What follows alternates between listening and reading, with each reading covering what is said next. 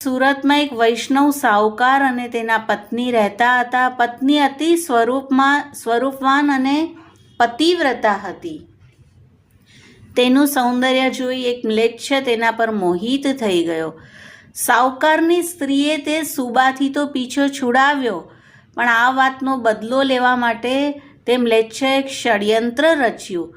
સાહુકારની પત્નીની નાનામાં નાની વાતની જાણકારી તેણે દાસી પાસેથી પ્રાપ્ત કરી. દાસીને દ્રવ્ય આપતો અને અકબર બાદશાહ પાસે જઈ આ સ્ત્રી પર આરોપ લગાવ્યો અને કહ્યું કે આ સ્ત્રી પહેલાં મારી પાસે આવતી હતી, પણ હવે આવવાની મના કરી રહી છે.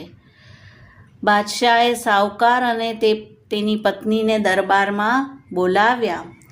જ્યારે તેઓ જઈ રહ્યા હતા ત્યારે માર્ગમાં શ્રી ગુસાઈજી શ્રી યમુનાજીના નિગમબોધ ઘાટ પર સ્ત્રીને રુદન કરતા જોઈને અને દૈવી જીવ જાણીને આપે યોગ્ય ન્યાય દેવડાવવાનો દ્રઢ સંકલ્પ કર્યો. શ્રી ગુસાઈજીએ ગુપ્ત મંત્રણા કર્યા પછી બાદશાહને સુબા અને સાહુકારની સ્ત્રીને કેદખાનામાં નખાવ્યા. ત્યાર પછી એક વિશ્વાસુ માણસને આ બંને વચ્ચે થતી વાતની નોંધ લેવાનું કહ્યું. તે મ્લેચ્છ અને સ્ત્રી અલગ અલગ પાંજરામાં હતા અને સ્ત્રીએ પૂછ્યું કે કઈ રીતે મારા વિશેની આ બધી માહિતી ખબર પડી, અને તે મ્લેચ્છ બધું બોલી ગયો. બાદશાહનો રાખેલો વિશ્વાસુ માણસ આ બધી વાતની નોંધ કરી લીધી અને બીજે દિવસે દરબારમાં જાહેર કરાવી.